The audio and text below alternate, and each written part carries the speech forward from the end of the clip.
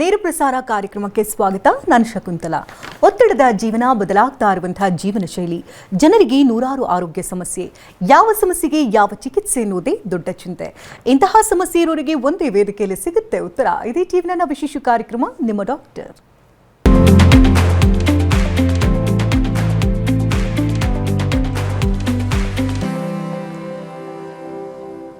ಬದಲಾಗ್ತಾ ಇರುವಂತಹ ಜೀವನ ಶೈಲಿ ಮತ್ತು ಆಹಾರಕ್ಕೆ ಮನೆಯಿಂದ ಅನೇಕ ರೀತಿಯ ಆರೋಗ್ಯ ಸಮಸ್ಯೆಗಳು ಪ್ರತಿಯೊಬ್ಬರನ್ನ ಬೆಂಬಿಡದೆ ಕಾಡ್ತಾ ಇದೆ. ಇವತ್ತಿನ ಸಂಚಿಕೆಯಲ್ಲಿ ಪ್ಯಾನ್ಕ್ರಿಯಾಟೈಟಿಸ್ ಬಗ್ಗೆ ಸಂಪೂರ್ಣವಾದಂತಹ ಮಾಹಿತಿನ ತಿಳಿಸ್ಕೊಡ್ತಾ ಇದ್ದೇವೆ. ತುಂಬಾ ಜನ ಡಯಾಬಿಟಿಕ್ನಿಂದ ಬಳಲ್ತಾ ಇದ್ದೇವೆ ಅಂತ ಹೇಳ್ತಿರ್ತಾರೆ. ಆದರೆ ಇದಕ್ಕೆ ಮೂಲ ಕಾರಣ ಪ್ಯಾನ್ಕ್ರಿಯಾಸ್ಗಳು ಸರಿಯಾಗಿ ವರ್ಕ್ ಆಗದೆ ಇರೋದು. ಹಾಗಾದ್ರೆ ಪ್ಯಾನ್ಕ್ರಿಯಾಟೈಟಿಸ್ ಅಂತ ಅಂದ್ರೆ ಏನು? ಇದರ ಲಕ್ಷಣಗಳು ಹೇಗಿರುತ್ತೆ? ಪ್ಯಾನ್ಕ್ರಿಯಾಟೈಟಿಸ್ ಬಂದ್ರೆ ಏನು ಆಗಬಹುದು? ದೇಹದ ಮೇಲೆ ಯಾವ ರೀತಿ ಆರೋಗ್ಯದ ಮೇಲೆ ಪರಿಣಾಮಗಳನ್ನು ಬೀರುತ್ತೆ? ಇದೆಲ್ಲದರ ಬಗ್ಗೆ ಕೂಡ ಇವತ್ತಿನ ಕಾರ್ಯಕ್ರಮ ಬೆಳಕು ಚೆಲ್ಲುತ್ತೆ. ಈ ಬಗ್ಗೆ ಮಾತನಾಡೋದಕ್ಕೆ ಸಕ್ರಾ ವರ್ಲ್ಡ್ ಹಾಸ್ಪಿಟಲ್ನ ಡಾಕ್ಟರ್ ಅಕ್ಷಯ್ ದೇಶಪಾಂಡೆ ಅವರು ನಮ್ಮೊಟ್ಟಿಗಿದ್ದಾರೆ. ಬನ್ನಿ ಅವರ ಕಾರ್ಯಕ್ರಮಕ್ಕೆ ವೆಲ್ಕಮ್ ಮಾಡೋಣ. So welcome to the show. Thank you. ತುಂಬ ಜನರಿಗೆ ಗೊತ್ತಿಲ್ಲ ಸರ್, ಈಗ ಡಯಾಬಿಟಿಕ್ ಅನ್ನೋದು ವೆರಿ ಕಾಮನ್ ಆಗಿಬಿಡುತ್ತೆ. ಅದರಲ್ಲೂ ಭಾರತದಲ್ಲಂತೂ ಅತಿ ಹೆಚ್ಚಿನ ಪ್ರಮಾಣದಲ್ಲಿ ಈ ಮಧುಮೇಹ ರೋಗಿಗಳಿದ್ದಾರೆ. ಆದರೆ ಅದಕ್ಕೆ ಮೂಲ ಕಾರಣವನ್ನು ಹುಡುಕ್ತಾ ಹೋದಂತೆ ಪ್ಯಾನ್ಕ್ರಿಯಾಸಲ್ಲಿ ಕಾಣಿಸ್ಕೊಳ್ಳುವಂಥ ಏರುಪೇರುಗಳು, ಇದ್ರ ಬಗ್ಗೆ ಜನರಿಗೆ ಸಂಪೂರ್ಣವಾದಂಥ ಮಾಹಿತಿನೇ ಇವತ್ತಿನ ಕಾರ್ಯಕ್ರಮದಲ್ಲಿ ತಿಳಿಸ್ತಾ ಹೋಗೋಣ. ಮೊದಲಿಗೆ ಪ್ಯಾನ್ಕ್ರಿಯಾಸ್ ಅನ್ನೋದು ಹೇಗೆ ವರ್ಕ್ ಆಗುತ್ತೆ? ಯಾವ ಭಾಗದಲ್ಲಿದೆ ದೇಹದಲ್ಲಿ? ಪ್ಯಾನ್ಕ್ರಿಯಾಸ್ ಅನ್ನೋದು ನಮ್ಮದು ಶರೀರಲ್ಲಿರೋ ಒಂದು ಮುಖ್ಯವಾಗಿ ಪಚನ ಕ್ರಿಯೆಯಲ್ಲಿ ಹೆಲ್ಪ್ ಮಾಡುವಂಥ ಒಂದು ಮೇನ್ ಮುಖ್ಯ ಅಂಗ. ಇದ್ರ ಮೇನ್ ಕೆಲಸ ಏನು ಅಂತಂತಂದರೆ ಇದು ಜ್ಯೂಸ್ ತಯಾರು ಮಾಡುತ್ತೆ. ಈ ಜ್ಯೂಸಲ್ಲಿ ಕೆಲವೊಂದು ಎನ್ಸೈಮ್ಸ್ ಇರುತ್ತೆ, ಲೈಕ್ ಲೈಪೇಸ್ ಅಂತ ಕರಿತೀವಿ. ಇದು ಫ್ಯಾಟ್ ಡೈಜೆಷನ್ಗೆ ಹೆಲ್ಪ್ ಮಾಡುತ್ತೆ. ಇನ್ನೊಂದು ಕೆಲವೊಂದು ಎನ್ಸೈಮ್ಸ್ಗಳಿರುತ್ತೆ, ಅದರಿಂದ ಪ್ರೋಟೀನ್ ಡೈಜೆಷನ್ ಹೆಲ್ಪ್ ಆಗುತ್ತೆ. ಸೊ ಈ ನಾವು ಊಟ ಮಾಡಿದ ತಕ್ಷಣ ಶರೀರದಲ್ಲಿ ಇದು pancreas juice plus bile juice ಎಲ್ಲ ಸೇರಿ ಡೈಜೆಸ್ಟಿವ್ ಪ್ರೊಸೆಸ್ಸಲ್ಲಿ ಹೆಲ್ಪ್ ಮಾಡುತ್ತೆ. ಆ್ಯಂಡ್ ದೆನ್ ಫೈನಲಿ ಇವೆಲ್ಲ ನ್ಯೂಟ್ರಿಯೆಂಟ್ಸ್ ಏನಿದೆ ರಕ್ತದಲ್ಲಿ ಅಬ್ಸಾರ್ಬ್ ಆಗುತ್ತೆ and then it is circulated. But pancreatitis ಅನ್ನೋದೇನಿದೆ, ಪ್ಯಾಂಕ್ರಿಯಾಸದ್ದು ಸ್ವೆಲ್ಲಿಂಗ್ ಅಥವಾ ಊತ ಬಂದರೆ ಆ ಪ್ರೊಸೆಸ್ಸಿಗೆ ಪ್ಯಾಂಕ್ರಿಯಾಟೈಟಿಸ್ ಅಂತ ಕರಿತೀವಿ. ಸೊ ಪ್ಯಾಂಕ್ರಿಯಾಟೈಟಿಸಲ್ಲಿ ಕೆಲವು ಟೈಪ್ಸ್ಗಳಿದೆ. ಅಕ್ಯೂಟ್ ಮತ್ತು ಕರಿತೀವಿ, ಮತ್ತು ಕ್ರಾನಿಕ್ ಪ್ಯಾಂಕ್ರಿಯಾಟೈಟಿಸ್ ಅಂತ. ಇವು ಮೇನ್ ಡಿವಿಷನ್ ಹೇಗೆ ಆಗುತ್ತೆ ಅಂತಂದರೆ, ಇಫ್ ಫಸ್ಟ್ ಟೈಮ್ ಯಾರಾದರೂ ಹೊಟ್ಟೆ ನೋವಿಂದ ಬರ್ತಾ ಇದ್ದಾರೆ, ಅದಕ್ಕೆ ಕಾರಣ ಪ್ಯಾಂಕ್ರಿಯಾಸ್ ಸ್ವೆಲ್ಲಿಂಗ್ ಅಂತ ಇದೆ ಅಂತ ಡಯಾಗ್ನೋಸ್ ಆಯಿತು ಅಂತಂದರೆ ಅದಕ್ಕೆ ಅಕ್ಯೂಟ್ ಪ್ಯಾಂಕ್ರಿಯಾಟೈಟಿಸ್ ಅಂತ ಕರಿತೀವಿ. ಬಟ್ ಇದೇ ಸ್ವೆಲ್ಲಿಂಗ್ ಕಂಟಿನ್ಯೂ ಆಗ್ತಾ ಇದೆ, ರಿಪೀಟೆಡ್ ಇನ್ಫ್ಲಮೇಟರಿ ಪ್ರಾಸೆಸ್ಸಿಂದ ರಿಪೀಟೆಡ್ ಪೇನ್ ಅಟ್ಯಾಕ್ಸ್ ಬರ್ತಾ ಇದೆ, ಆ್ಯಂಡ್ ಅದಕ್ಕೆ ಕಾರಣ ಸೇಮ್ ಪ್ಯಾಂಕ್ರಿಯಾಸ್ ಸ್ವೆಲ್ಲಿಂಗಿಂದಾನೆ ಅಂತಂದರೆ ಅದಕ್ಕೆ ಕ್ರಾನಿಕ್ ಪ್ಯಾಂಕ್ರಿಯಾಟೈಟಿಸ್ ಅಂತ ಕರಿತೀವಿ. ಸೊ ಇದು ಡಿಸ್ಕ್ರೈಬ್ ಮಾಡಬೇಕಂದ್ರೆ ಈ ಥರ ಪ್ಯಾಂಕ್ರಿಯಾಸ್ ಸರಿಯಾಗಿ ವರ್ಕ್ ಆಗ್ತದೆ ಅಥವಾ ಅದರಲ್ಲೇನೋ ಏರುಪೇರುಗಳಾಗ್ತಾ ಇದೆ, ಅದರ ಸೂಚನೆಗಳೇನಾದರೂ ಮುಂಚೆನೇ ಸಿಗುತ್ತಾ? Science and symptoms. Main symptom ಅಂತಂದರೆ ಹೊಟ್ಟೆ ನೋವು ಯೂಶ್ವಲಿ ಮೇಲ್ಭಾಗದಲ್ಲಿ ಇರುತ್ತೆ and it is very severe pain. ತುಂಬ ಜೋರಾಗಿ ನೋವು ಬರುತ್ತೆ ಆ್ಯಂಡ್ ಪೇನ್ ಬಂದ ತಕ್ಷಣ ಇದು ಪ್ಯಾಂಕ್ರಿಯಾಸ್ ಸ್ವೆಲ್ಲಿಂಗ್ ಪೇನ್ ಬಂದಿದೆ ಅಂತಂದರೆ ಎಲ್ಲರೂ ಹೋಗಿ ಅಡ್ಮಿಟ್ ಆಗಲೇಬೇಕು, ಆ ಥರ ಸಿವಿಯರ್ ಪೇನ್ ಬರುತ್ತೆ. ಇದೇ ನೋವು ಬೆನ್ನಿವರೆಗೂ ಹೋಗ್ಬೋದು, ಒಬ್ಬೊಬ್ಬರಿಗೆ ತುಂಬ ಜೋರಾಗಿ ವಾಮಿಟಿಂಗ್ ಅದೆಲ್ಲ ಆಗ್ಬೋದು ಆ್ಯಂಡ್ ಜ್ವರಕ್ಕೆ ಬರ್ಬೋದು ಕೆಲವೊಬ್ಬರಲ್ಲಿ. ಇದೆಲ್ಲ ಅಕ್ಯೂಟ್ ಪ್ಯಾಂಕ್ರಿಯಾಟೈಟಿಸಲ್ಲಿ ಕಾಣೋ ಸಿಂಪ್ಟಮ್ಸು. ಕ್ರಾನಿಕ್ ಪ್ಯಾಂಕ್ರಿಯಾಟೈಟಿಸಲ್ಲಿ ಪೇನ್ ಅಷ್ಟೊಂದು ಜೋರಾಗಿ ಬರಲ್ಲ, ಯೂಶ್ವಲಿ ಸ್ವಲ್ಪ ಮೈಲ್ಡಾಗಿ ಪೇನ್ ಇರುತ್ತೆ ಆ್ಯಂಡ್ ಪ್ರತಿ ಸಲ ಊಟ ಮಾಡಿದ ಮೇಲೇ ಹೊಟ್ಟೆ ನೋವು ಸ್ಟಾರ್ಟ್ ಆಗೋದು. ಆ್ಯಂಡ್ ಇದರ ಕ್ರಾನಿಕ್ ಪ್ಯಾಂಕ್ರಿಯಾಟೈಟಿಸಲ್ಲಿ ಬೇರೆ ಸಿಂಪ್ಟಮ್ಸ್ಗಳಂತಂದರೆ ಊಟ ಪಚನ ಆಗಲ್ಲ. ಸೊ ಮೋಷನ್ನು ಲೂಸ್ ಆಗಿ ಹೋಗೋದು, ಬೇದಿ ಥರ ಆಗೋದು, ಇಂಡೈಜೆಷನ್ ಆಗುತ್ತೆ, ಆಯಿಲಿ ಸ್ಟೂಲ್ಸ್ಗಳಾಗುತ್ತೆ ಆ್ಯಂಡ್ ನ್ಯೂಟ್ರಿಯೆಂಟ್ಸ್ ಅಬ್ಸಾರ್ಬ್ ಆಗಲ್ಲ ಅಂತಂದರೆ ವೇಟ್ ಲಾಸ್ ಆಗುತ್ತೆ, ಮಸಲ್ ಮಾಸ್ ಎಲ್ಲ ಕಡಿಮೆ ಆಗ್ತಾ ಹೋಗುತ್ತೆ. ಸೊ ಇವೆಲ್ಲ ಕ್ರಾನಿಕ್ ಪ್ಯಾಂಕ್ರಿಯಾಟೈಟಿಸ್ ಸಿಂಪ್ಟಮ್ಸ್. ಅದರ ಜೊತೆಗೆ diabetes is one part of it. So ಶಕ್ತಿ ಕಡಿಮೆ ಆಯಿತು ಪ್ಯಾಂಕ್ರಿಯಾಸ್ದು ಅಂತಂದರೆ ಆ ಪೇಷಂಟ್ಸ್ಗಳು ಡಯಾಬಿಟಿಸ್ ಸ್ಟಾರ್ಟ್ ಆಗ್ಬೋದು. ಸೊ ಕ್ರಾನಿಕ್ ಪ್ಯಾಂಕ್ರಿಯಾಟೈಟಿಸ್ ಅಲ್ಲಿ ಆಲ್ಮೋಸ್ಟ್ ಅರೌಂಡ್ 50 to 60% ಪೇಷಂಟ್ಸ್ಗಳಲ್ಲಿ diabetes over period of many years it can start. ಅಂದರೆ ನಾವು ಹಿಂದೆ ಎಲ್ಲ ನೋಡಿದಂತೆ ಈಗ ವಯೋಸಹಜ ಕಾಯಿಲೆ ಥರ ಇತ್ತು ಮಧುಮೇಹ ಅನ್ನೋದು, ಬಟ್ ಇತ್ತೀಚಿನ ದಿನಗಳಲ್ಲಿ 25 ವರ್ಷಕ್ಕೆ ಸ್ಟಾರ್ಟ್ ಆಗ್ತಾ ಇದೆ. ಸೊ ಅಂಥವರಲ್ಲೂ ಕೂಡ ಈ ಸಮಸ್ಯೆಗಳಿರುತ್ತಾ ಪ್ಯಾನ್ಕ್ರಿಯಾಟೈಟಿಸ್? ಇರ್ಬೋದು. ನಾನು ಹೇಳಿದ್ನಲ್ಲ, ಈಗ ಸಿಂಪ್ಟಮ್ಸಲ್ಲಿ ಕ್ರಾನಿಕ್ ಪ್ಯಾಂಕ್ರಿಯಾಟೈಟಿಸ್ ಏನಿದೆಲ್ಲ ಹೆಚ್ಚಾನ ಜನರಿಗೆ ಸಿಂಪ್ಟಮ್ಸ್ ಇರುತ್ತೆ. ಬಟ್ ಇದರಲ್ಲಿ ಕೆಲವೊಂದು ಪೋರ್ಷನ್ ಆಫ್ ಪೇಷಂಟ್ಸ್ಗಳಲ್ಲಿ ಸಿಂಪ್ಟಮ್ಸ್ಗಳೇ ಇರಲ್ಲ. ಅವರು ಮೇನು ಫಸ್ಟ್ ಟೈಮ್ ಡಯಾಗ್ನೋಸ್ ಆಗೋದು ತುಂಬ ಹೈ ಶುಗರ್ಸ್ ಆಗಿ ಅಡ್ಮಿಟ್ ಆಗ್ತಾರೆ ಸುಸ್ತು ಅಥವಾ ಬೇರೆ ಏನಾದರೂ ಇನ್ಫೆಕ್ಷನ್ನಿಂದ, ಆವಾಗ ಇದು ಡಯಾಬಿಟಿಸ್ ಡಿಟೆಕ್ಟ್ ಆಗುತ್ತೆ. ಆ್ಯಂಡ್ ಬೇರೆ ಫೈನ್ ಚೆಕಪ್ಸ್ ಎಲ್ಲ ಮಾಡಿದ ಮೇಲೆ ಗೊತ್ತಾಗುತ್ತೆ ಈ ಪೇಷಂಟ್ಸ್ಗಳಿಗೆ ಕ್ರಾನಿಕ್ ಪ್ಯಾಂಕ್ರೆಟೈಟಿಸ್ ಇದೆ ಅಂತ. ಅಥವಾ ಇನ್ನೊಂದು ಸಿಮ್ಟಮ್ಸ್ ಏನಂತಂದರೆ ಅವರು ಲೂಸ್ ಮೋಷನ್ನು ಅಥವಾ ಆಯಿಲಿ ಸ್ಟೂಲ್ಸ್ ಆಗಿ ಬರ್ತಾರೆ. ಆವಾಗ ಕೂಡ ನಾವು ಫರ್ದರ್ ವರ್ಕಪ್ ಮಾಡಿ ನೋಡಿದರೆ ಅವಾಗ ಅವರಿಗೆ ಕ್ರಾನಿಕ್ ಪ್ಯಾಂಕ್ರೆಟೈಟಿಸ್ ಇರುತ್ತೆ. ಈ ಪ್ರಾಬ್ಲಮ್ಸ್ಗಳೇನಿದೆ ಹೆಚ್ಚು ನಾವು ಸಣ್ಣ ವಯಸ್ಸಲ್ಲಿ ಗೊತ್ತಾಗುತ್ತೆ, around may be 20 to 30 years. And ಕೆಲವೊಂದು ಫ್ಯಾಮ್ಲಿಗಳಲ್ಲಿ ಇದು ಕ್ರಾನಿಕ್ ಪ್ಯಾಂಕ್ರೆಟೈಟಿಸ್ ಕ್ಯಾನ್ ಕಂಟಿನ್ಯೂ. ಹೌದೌದು, ಜೆನೆಟಿಕ್ ಮ್ಯೂಟೇಷನ್ಸು ಅಥವಾ ಜೀನ್ ಪ್ರಾಬ್ಲಮ್ಸ್ಗಳಿಂದ ಕೂಡ ಒಂದೊಂದು ಫ್ಯಾಮ್ಲಿಯಲ್ಲಿ ಎಲ್ಲರಿಗೂ ಬಂದೇ ಬರುತ್ತೆ. ಆ ಥರ ಡಿಸೀಸು ಇದೆ. ಅಂದರೆ ಈ ಪ್ಯಾಂಕ್ರಿಯಾಟೈಟಿಸ್ ಕಾಣಿಸ್ಕೊಳ್ಳೋದಕ್ಕೆ ಅಂದರೆ ಲೈಫ್ ಸ್ಟೈಲ್ ಇಂಪಾರ್ಟೆಂಟಾ, ಅಂದರೆ ಯಾವುದರಿಂದ ಈ ಸಮಸ್ಯೆಗಳು ಉಲ್ಬಣ ಆಗುತ್ತೆ ಅಂತ ಕಾರಣಗಳು? ಪ್ಯಾಂಕ್ರಿಯಾಟೈಟಿಸ್ ಆಗಕ್ಕೆ ಮೇನ್ ಕಾರಣ ಎರಡು ಇದೆ. ಒಂದು ಗಾಲ್ ಬ್ಲಾಡರ್ ಸ್ಟೋನ್ ಪ್ರಾಬ್ಲಮ್ಮು, ಪಿತ್ತಕೋಶದಲ್ಲಿ ಹರಳು ಪಿತ್ತಕೋಶದಿಂದ ಕೆಳಗಡೆ ಪಿತ್ತದ ನಳಿಯಲ್ಲಿ ಸ್ಲಿಪ್ ಆಗಿ ಪ್ಯಾಂಕ್ರಿಯಾಟಿಕ್ ನಲಿ ಮತ್ತು ಬೈಲ್ ನಲಿ ಏನಿದೆ ಎರಡು ಬ್ಲಾಕ್ ಆದಾಗ ಪ್ಯಾಂಕ್ರಿಯಾಟೈಟಿಸ್ ಸಮಸ್ಯೆ ಆಗುತ್ತೆ. ಇದು ಮೋಸ್ಟ್ ಕಾಮನ್ಸ್. ಇನ್ನೊಂದು ಆಲ್ಕೋಹಾಲ್ ಕನ್ಸಂಪ್ಷನ್, ಅದು ಮದ್ಯ ಸೇವನೆಯಿಂದ ಸೆಕೆಂಡ್ ಕಾಮನ್ ಕಾಸು. ಈ ಥರ ಅನೇಕ ಬೇರೆ ಕಾಸ್ಗಳಿದೆ. ಕ್ಯಾಲ್ಶಿಯಂ ಲೆವೆಲ್ ಬ್ಲಡ್ಡಲ್ಲಿ ತುಂಬ ಜಾಸ್ತಿ ಇದ್ದರೆ, ಕೊಲೆಸ್ಟ್ರಾಲ್ ಲೆವೆಲ್ ತುಂಬ ಜಾಸ್ತಿ ಇದ್ದರೆ, ಕೆಲವೊಂದು ಆಟೋಇಮ್ಯೂನ್ ಪ್ಯಾಂಕ್ರಿಯಾಟೈಟಿಸ್ ಅಂತ ಕರಿತೀವಿ. ಕೆಲವೊಂದು ಬೈ ಬರ್ತ್ ಪ್ಯಾಂಕ್ರಿಯಾಸ್ ನಲಿದು ಡೆವಲಪ್ಮೆಂಟ್ ಸರಿಯಾಗಿಲ್ಲ, ಅವಾಗೂ ಕೂಡ ಈ ಥರ ರಿಪೀಟೆಡ್ ಎಪಿಸೋಡ್ಸ್ ಆಗಿ ಕ್ರಾನಿಕ್ ಪ್ಯಾಂಕ್ರಿಯಾಟೈಟಿಸ್ ಆಗ್ಬೋದು ಅಥವಾ ಅಕ್ಯೂಟ್ ಪ್ಯಾಂಕ್ರಿಯಾಟೈಟಿಸ್ ಆಗ್ಬೋದು. ಈಗ ತುಂಬ ಜನ ನೆನ್ಕೊಳ್ತಾರೆ ಈಗ ಗ್ಯಾಸ್ಟ್ರಿಕ್ ಸಮಸ್ಯೆ ಅಂತ ಅಂದ್ಕೊಂಡು, ಈಗ ಹೊಟ್ಟೆ ಉಬ್ಬರ ಆಗ್ತಿರುತ್ತೆ, ವಾಕರಿಕೆ ಬರ್ತಾ ಇರುತ್ತೆ ಅಂದಾಗ ಗ್ಯಾಸ್ಟ್ರಿಕ್ ಸಮಸ್ಯೆಯಿಂದ ಒಂದು ಗ್ಯಾಸ್ಟ್ರಿಕ್ ಟ್ಯಾಬ್ಲೆಟ್ ಅನ್ನು ತಗೊಳ್ತಾರೆ. ಅದು ಆ ಕ್ಷಣಕ್ಕೆ ಮಾತ್ರ ರಿಲೀಫ್ ಕೊಡುತ್ತೆ ಹೊರತು ಮತ್ತೆ ನಾಳೆ ಪ್ರಾರಂಭ ಆಗುತ್ತೆ. ಸೊ ಇದು ಅಂದರೆ ಪ್ಯಾಂಕ್ರಿಯಾಟೈಟಿಸ್ಗೆ ಸಂಬಂಧಪಟ್ಟಂಥ ಕಾಯಿಲೆಯಿಂದ ಬರುವಂಥ ಸಿಂಪ್ಟಮ್ಸಾ? ಈ ಥರ ಇರೋ ಸಿಂಪ್ಟಮ್ಸ್ಗಳಲ್ಲಿ ಕೆಲವು ಪರ್ಸಂಟೇಜಲ್ಲಿ ಆ ಪೇಷಂಟ್ಗಳಲ್ಲಿ ಪ್ಯಾಂಕ್ರಿಯಾಟೈಟಿಸ್ ತೊಂದರೆ ಇರ್ಬೋದು. ಆ್ಯಂಡ್ ಎಸ್ಪೆಷಲಿ ಅದು ಕ್ರಾನಿಕ್ ಪ್ಯಾಂಕ್ರಿಯಾಟೈಟಿಸ್ ಆಗಿರುತ್ತೆ ಈ ಥರ ಸಿಂಪ್ಟಮ್ಸ್ ಇರುವಾಗ. ಊಟ ಆದಮೇಲೆ ಹೊಟ್ಟೆ ನೋವು ಏನು ಬರುತ್ತೆ ಅದು ಆ್ಯಸಿಡಿಟಿ ಅಥವಾ ಗ್ಯಾಸ್ಟ್ರೈಟಿಸಿಂದ ಇರ್ಬೋದು, ಅದು ಗಾಲ್ ಬ್ಲಾಡರ್ ಸ್ಟೋನ್ ರಿಲೇಟೆಡ್ ಪೇನ್ ಇರ್ಬೋದು, ಅಥವಾ ಪ್ಯಾಂಕ್ರಿಯಾಸದ ಪೇನ್ ಇರ್ಬೋದು, ಅಥವಾ ಬೇರೆ ಕರಳಿನ ಸಮಸ್ಯೆಯಿಂದ ಕೂಡ ಪೇನ್. ಇವೇ ಮೇನ್ 4 ಮುಖ್ಯ ರೀಸನ್ಗಳು, ಎಸ್ಪೆಷಲಿ ಊಟ ಆದಮೇಲೆ ಹೊಟ್ಟೆ ನೋವು ಬರೋಕ್ಕೆ. ಅಂದರೆ ಊಟ ಆದಮೇಲೆ ಹೊಟ್ಟೆ ನೋವು, ತುಂಬ ಜನ ಊಟ ಆದಮೇಲೆ ಮೋಷನ್ಗೆ ಹೋಗ್ತಿರ್ತಾರೆ. ಸೊ ಅದು ಇದಕ್ಕೆ ರಿಲೇಷನ್ ಇಲ್ಲ ಇದಕ್ಕೆ.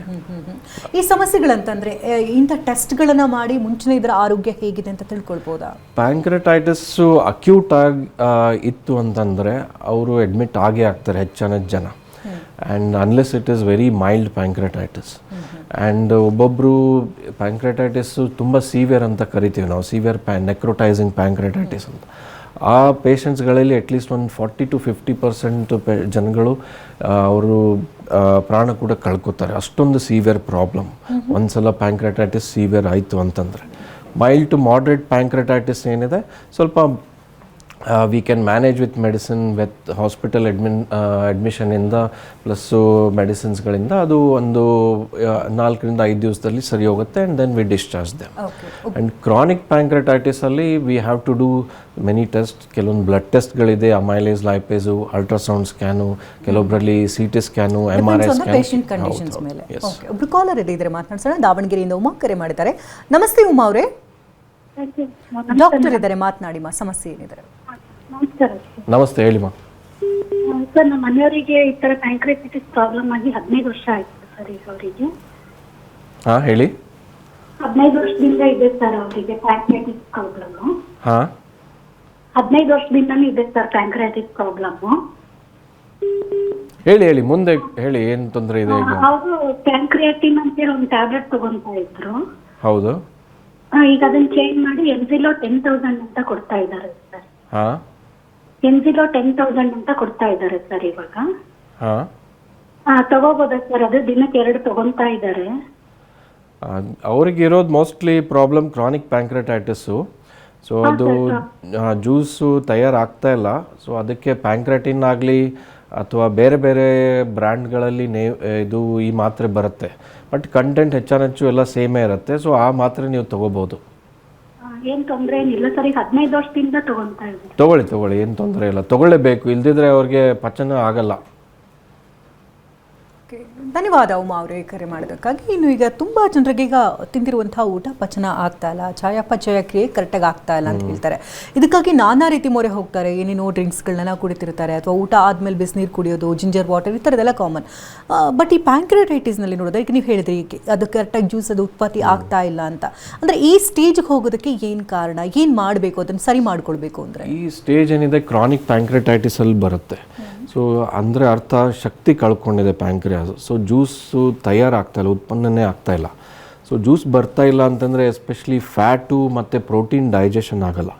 ಸೊ ಅದು ಫ್ಯಾಟು ಮತ್ತು ಪ್ರೋಟೀನ್ ಏನಿದೆ ಡೈಜೆಸ್ಟ್ ಆಗದೆ ಅಬ್ಸಾರ್ಬ್ ಆಗದೆ ಹಾಗೆ ಮೋಷನಲ್ಲಿ ಹೋಗ್ಬಿಡುತ್ತೆ, ಅಬ್ಸಾರ್ಪ್ಷನ್ ಲೆವೆಲ್ ಕಮ್ಮಿ ಆಗಿಬಿಡುತ್ತೆ, ಅಬ್ಸಾರ್ಪ್ಷನ್ನೇ ಆಗಲ್ಲ. ಅದೇ ಆ್ಯಂಡ್ ಇವೆಲ್ಲ ಏನಿದೆ ಪ್ರೋಟೀನ್ ಮತ್ತು ಫ್ಯಾಟ್ ರಿಚ್ ಏನಿದೆ ಪ್ರಾಡಕ್ಟ್ಸ್ ಇದೆ, ಸೊ ಅದೆಲ್ಲ ವಾಟರ್ನ ಮತ್ತೆ ಕರಳಲ್ಲಿ they keep holding the water and ಅದರಿಂದ ಲೂಸ್ ಮೋಷನ್ನು ಆಗುತ್ತೆ. ಓಕೆ. ಸೊ ಇದು ಒಂದು ಸಿಂಪ್ಟಮ್. ಸೊ ಇದರಲ್ಲಿ ಫ್ಯಾಟು ಮತ್ತು ಪ್ರೋಟೀನೇ ಅಬ್ಸಾರ್ಪ್ಷನ್ ಆಗ್ತಾ ಇಲ್ಲ ಅಂತಂದರೆ ವೆಯ್ಟ್ ಲಾಸು ತುಂಬ ಆಗುತ್ತೆ. ಪ್ಲಸ್ ಕೆಲವೊಂದು ವಿಟಮಿನ್ ಅಬ್ಸಾರ್ಪ್ಷನ್ನು, ಐರನ್ನು, B12 ಇವೆಲ್ಲ ಅಬ್ಸಾರ್ಪ್ಷನ್ ಕೂಡ ಇಂಪೇರ್ ಆಗುತ್ತೆ.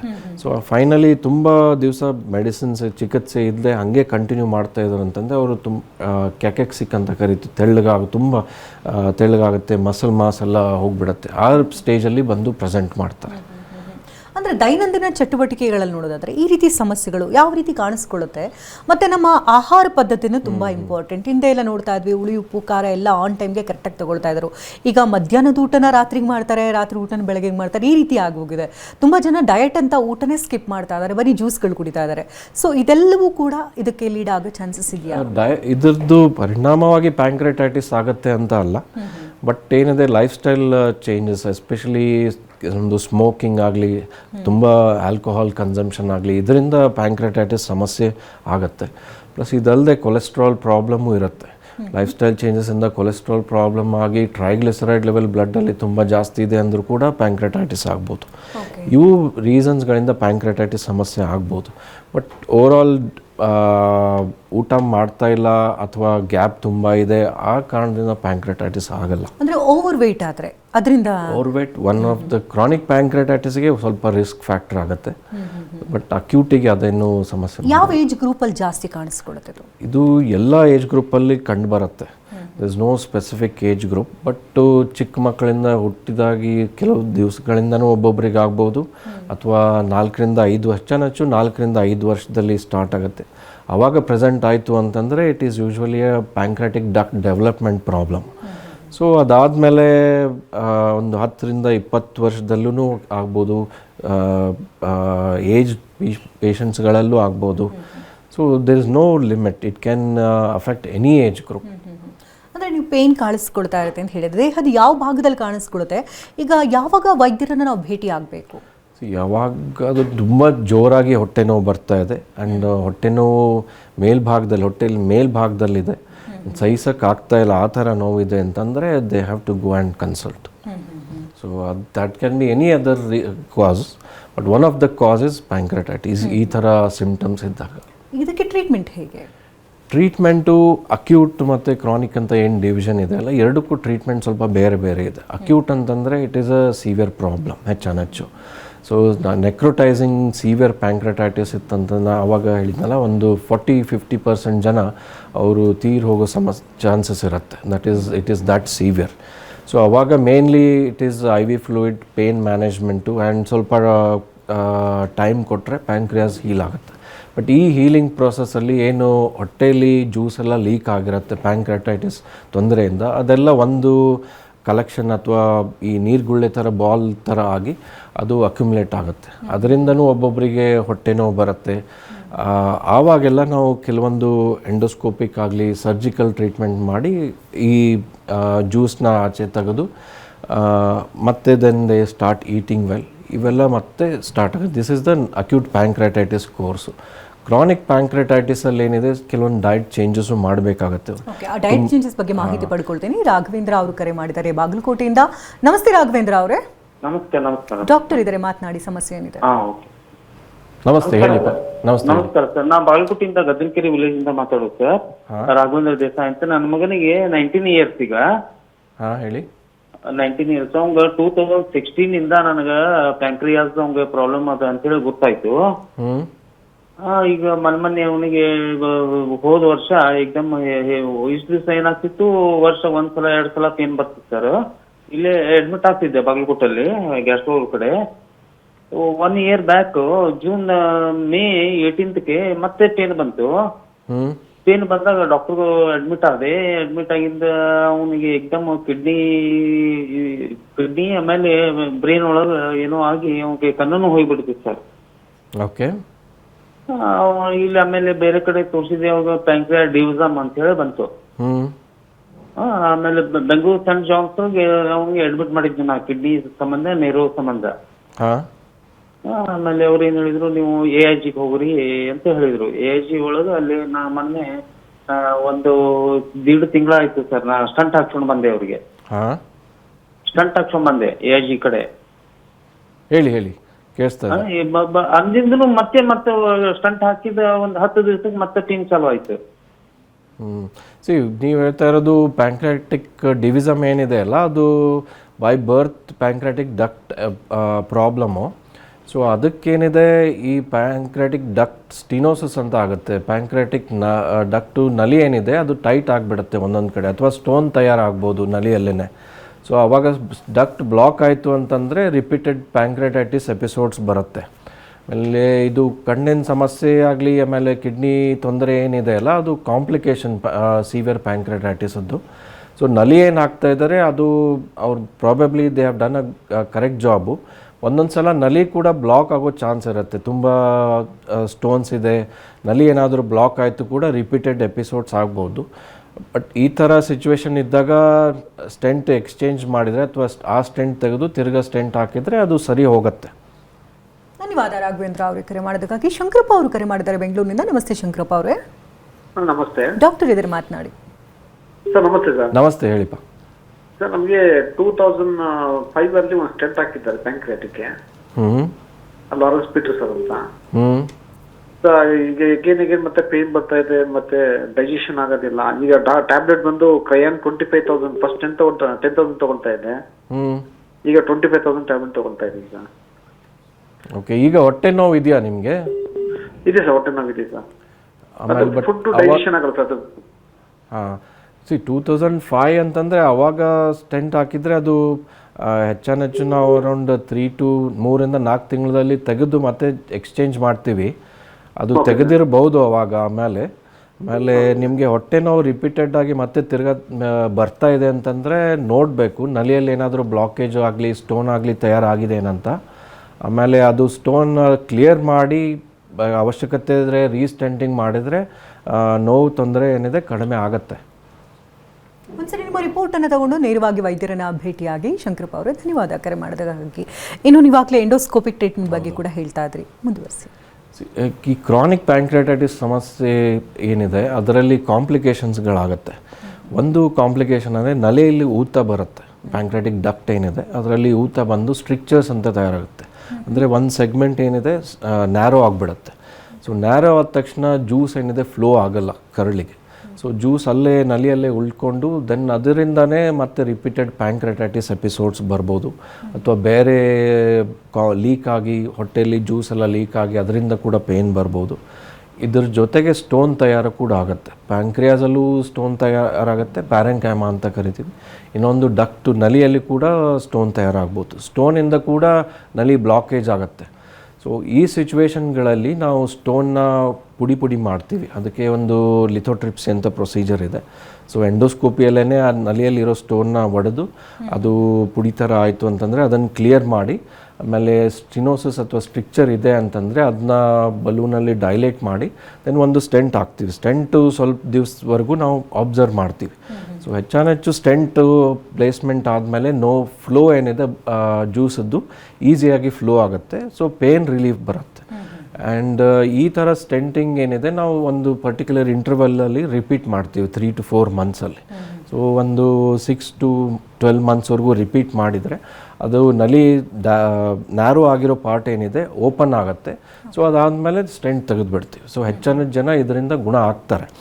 ಆ್ಯಂಡ್ ಬಟ್ ಒಂದು ಪ್ರಪೋರ್ಷನ್ ಪೇಷಂಟ್ ಏನಿದೆ ಅವರು ಈ ಥರ ಎಂಡೋಸ್ಕೋಪಿಕ್ ಪ್ರೊಸೀಜರ್ಗೆ ಅವರು ಕ್ಯಾಂಡಿಡೇಟ್ಸ್ ಇರಲ್ಲ. ತುಂಬ ಸ್ಟೋನ್ಗಳಿದೆ, ನಲಿ ಪೂರ್ತಿ ಸ್ಟೋನಿಂದ ತುಂಬಿಕೊಂಡಿದೆ, ಅಥವಾ ತುಂಬ ಕಡೆ ನ್ಯಾರೋಯಿಂಗ್ಗಳಿದೆ, ಅಥವಾ ಬೇರೆ ಏನೋ ತೊಂದರೆ ಇದೆ. ಸೊ ಆವಾಗ ಏನಿದೆ, surgery is the option. Okay okay. ನಿಮ್ಮ ಸಕ್ರಾ ವರ್ಲ್ಡ್ ಹಾಸ್ಪಿಟಲ್ನಲ್ಲಿ ಯಾವ ರೀತಿ ಅತ್ಯಾಧುನಿಕ ಚಿಕಿತ್ಸೆಗಳಿದೆ ಇದಕ್ಕೆ? ನಾವು ಈಗ ಈ ಪ್ಯಾಂಕ್ರಾಟಿಕ್ ಡಕ್ಟ್ ಸ್ಟೆಂಟಿಂಗ್ ಆಗಲಿ, ಲಿಥೋಟ್ರಿಪ್ಸಿ ಆಗಲಿ ತುಂಬ ವರ್ಷದಿಂದ ಮಾಡ್ತಾ ಇದ್ದೀವಿ. ಸೊ ಇದ್ರ ಜೊತೆಗೆ ಅರ್ಲಿ ಪ್ಯಾಂಕ್ರೆಟೈಟಿಸಲ್ಲಿ ನಾವು ಎಂಡೋಸ್ಕೋಪಿಕ್ ಅಲ್ಟ್ರಾಸೌಂಡ್ ಅಂತ ಒಂದು ಮಾಡ್ತೀವಿ. ಸೊ ಅದು ಕೂಡ ಚೇಂಜಸ್ ಏನಿದೆ ಪ್ಯಾಂಕ್ರೆಟ್ ಅಲ್ಲಿ ಅದನ್ನು ಗೊತ್ತು ಮಾಡೋಕ್ಕೆ ಹೆಲ್ಪ್ ಮಾಡುತ್ತೆ. ಆ್ಯಂಡ್ ಈ ಎಸ್ಪೆಷಲಿ ಪ್ಯಾಂಕ್ರಾಟಿಕ್ ಡಕ್ಟ್ ಆಗಲಿ ಅಥವಾ ಗಾಲ್ ಬ್ಲಾಡರಲ್ಲಿ ಚಿಕ್ಕ ಸ್ಟೋನ್ಗಳಿರುತ್ತೆ, ಮೈಕ್ರೋಲಿತ್ಸ್ ಅಂತ ಕರಿತೀವಿ, ಇನ್ ಸೆಟ್ಟಿಂಗ್ ಆಫ್ ಅಕ್ಯೂಟ್ ಪ್ಯಾಂಕ್ರೆಟೈಟಿಸ್, ಅವೆಲ್ಲ ಈ ಎಂಡೋಸ್ಕೋಪಿಕ್ ಥೆರಪಿಯಿಂದ ಗುರುತುಪಡಿಸ್ಬೋದು. ಆ್ಯಂಡ್ ದೆನ್ ಅದಕ್ಕೆ ತಕ್ಕ ಟ್ರೀಟ್ಮೆಂಟ್ ಕೂಡ ತಗೋಬಹುದು. ಓಕೆ ಡಾಕ್ಟರ್, ಇಷ್ಟೊತ್ತು ಕಾರ್ಯಕ್ರಮಕ್ಕೆ ಆಗಮಿಸಿ ಪ್ಯಾಂಕ್ರಾಟೈಟಿಸ್ ಬಗ್ಗೆ ಸಂಪೂರ್ಣ ಮಾಹಿತಿಯನ್ನು ನೀಡಿದ್ದಕ್ಕಾಗಿ ವೀಕ್ಷಕರ ಪರವಾಗಿ ಹಾಗೆ ವಾಹಿನಿ ಪರವಾಗಿ ಧನ್ಯವಾದ. Thank you. ವೀಕ್ಷಕರೇ, ಡಾಕ್ಟರ್ ಅಕ್ಷಯ್ ದೇಶಪಾಂಡೆ ಅವ್ರನ್ನ ಭೇಟಿಯಾಗಬೇಕಂದ್ರೆ ಅಡ್ರೆಸ್ ಪ್ಲೇಟ್ ಈ ರೀತಿ ನೋಟ್ ಮಾಡ್ಕೊಳ್ಳಿ. ಸಕ್ರಾ ವರ್ಲ್ಡ್ ಆಸ್ಪತ್ರೆ, ದೇವರಬಿಸನಹಳ್ಳಿ, ಔಟರ್ ರಿಂಗ್ ರೋಡ್, ಇಂಟೆಲ್ ಎದುರು, ಬೆಂಗಳೂರು 560103. ದೂರವಾಣಿ ಸಂಖ್ಯೆ ಈ ರೀತಿ ಇದೆ: 0804969469.